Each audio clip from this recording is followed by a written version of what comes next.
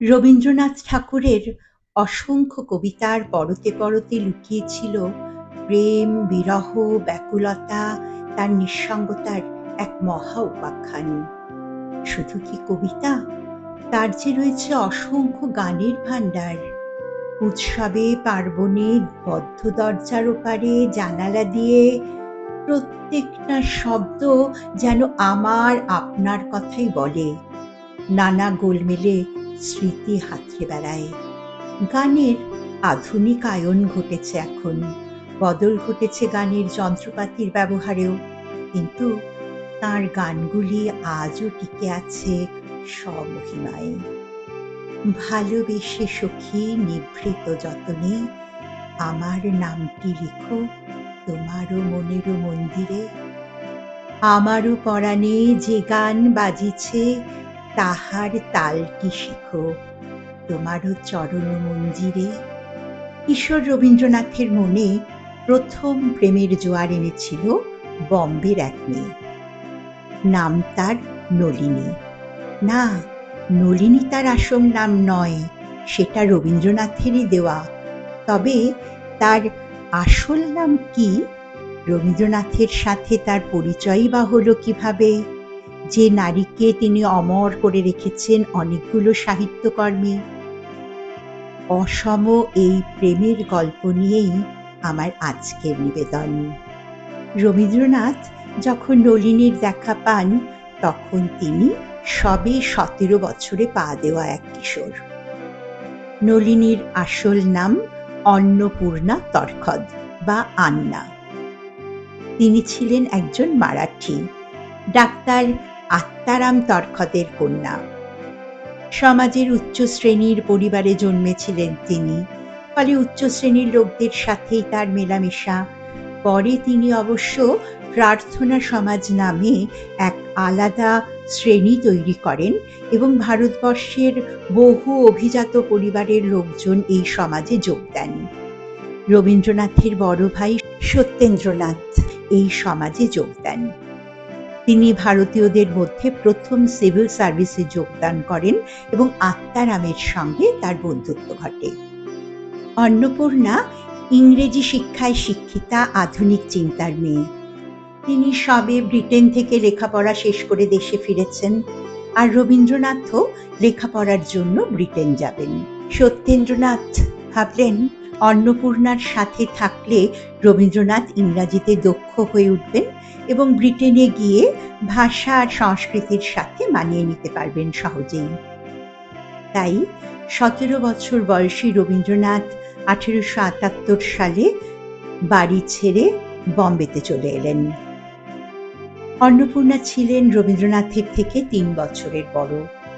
প্রায় 2 মাস সেখানে ছিলেন রবীন্দ্রনাথ এবং এই স্বল্প সময়ের মেলামেশাতেই দুজনের মধ্যে সখ্যতা, ভালোবাসা গড়ে ওঠে। রবীন্দ্রনাথ লেখেন, শুনো নলিনী, খোলো গো আঁখি, ঘুম এখনো ভাঙিল নাকি? দেখো তোমারই দুয়ার পরে সখী এসেছে তোমারই রবি। সত্যেন্দ্রনাথ এবং আত্মারাম তাঁদের এই গভীর সখ্যতা দেখে ভেবেছিলেন তাদেরকে বিয়ে দেবেন, কিন্তু দেবেন্দ্রনাথ ঠাকুর এতে রাজি ছিলেন না। প্রথমত তাঁর ইচ্ছে ছিল রবীন্দ্রনাথ আরও পড়াশুনো করবেন এবং অন্নপূর্ণা ছিলেন বয়সে বড়। ব্যথিত রবীন্দ্রনাথ তাঁর এই স্মৃতি বিজড়িত বম্বে ছেড়ে রওনা দিলেন লন্ডনের উদ্দেশ্যে জাহাজে চড়ে।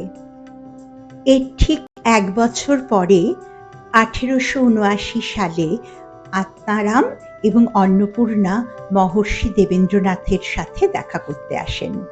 তবে তাদের কথোপকথন সঠিক কী হয়েছিল সে বিষয়ে জানা যায় না। 1880 সালের 11 নভেম্বর অন্নপূর্ণার বিয়ে হয়ে যায় হ্যারল্ড লিটলডেল নামক এক স্কটিশের সাথে।